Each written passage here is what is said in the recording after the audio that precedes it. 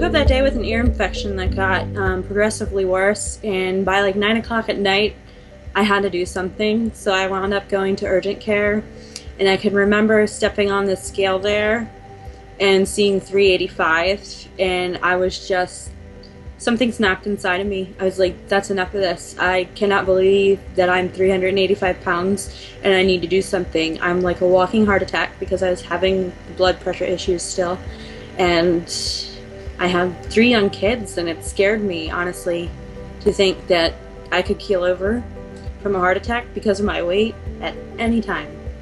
So it was like, at that point, everything changed, and I've had bumps in the road, of course, since then. Who doesn't?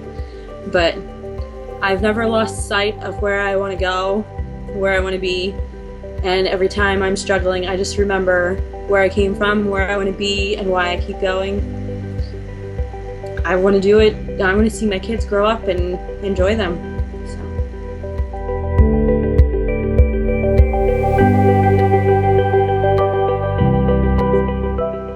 Well, in the very beginning I counted calories before I fell off track for a couple months, and that went okay. I had lost a bit of weight in the first few months, but calorie counting, I've never been a fan of it.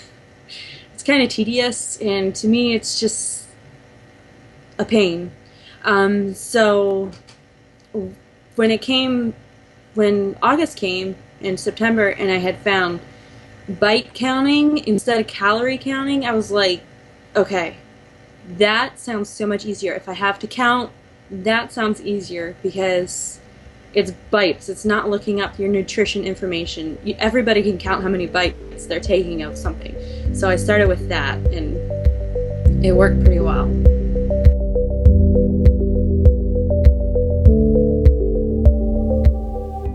I was like hungry all the time, especially when I was bite counting, because I was limiting my bites so much. I was hungry all the time, and when I wasn't eating, I was thinking about food. And there's some days, I still have my days here and there, there's some days where I just got so hungry I couldn't do anything, couldn't function until I ate. So it got a little rough sometimes.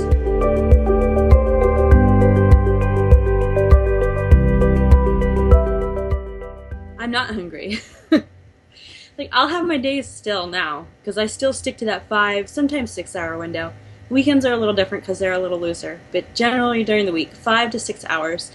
And for most of the day, I'm not hungry. Like, I can just move on with my day and do what I need to do without worrying about food because I'm not hungry. When it comes time to eat, I'll be a little hungry, but not anything like I was when I used to count calories and bites and stuff like that. But that's my preferred way to eat, just that 5 hour window. Nothing feels better to me than that, like eating within 5 hours.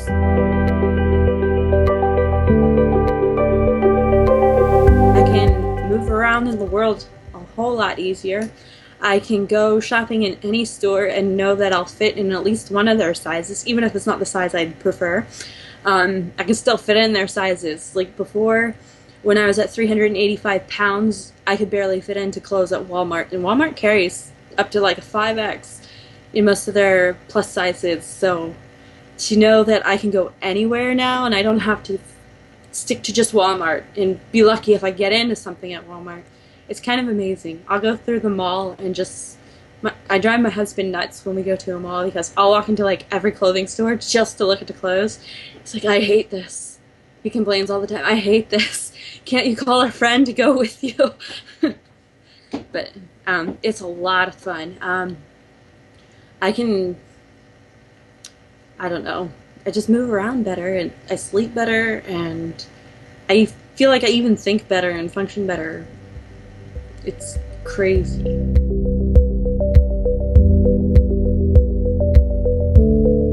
I remember listening to some like self-help type stuff on the computer in August of 2014, and they were going on about how most people start off their weight loss journey hoping that by losing the weight, they'll learn how to love themselves. And the girl speaking said, this is where everybody has it backwards. You need to love yourself first, and then the weight loss will come. And to me, it made sense. So I looked more into it and started with affirmations. And I tell everybody this when people are just starting. As cheesy as you feel standing in front of your bathroom mirror every morning, you stand there and you find at least one thing you like about yourself, and you tell yourself, look yourself in the eye and say, I love this about me, and try to work up to, I love myself, and I love this and that. Even if you have to make up a few things and fake it until they actually become true, just start somewhere with something. I started with my eyes because I've always loved my eyes, and it just grew from there. The more you do it, the more things you find to love about yourself, and the easier it gets. But it works. It works.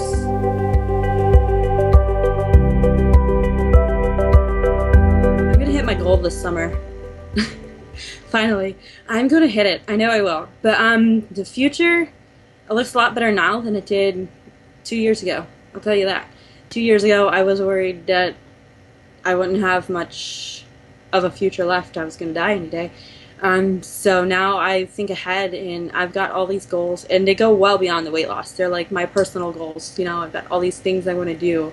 It's much easier to think about doing these things and achieving these goals now that the weight of the weight is lifted off my shoulders.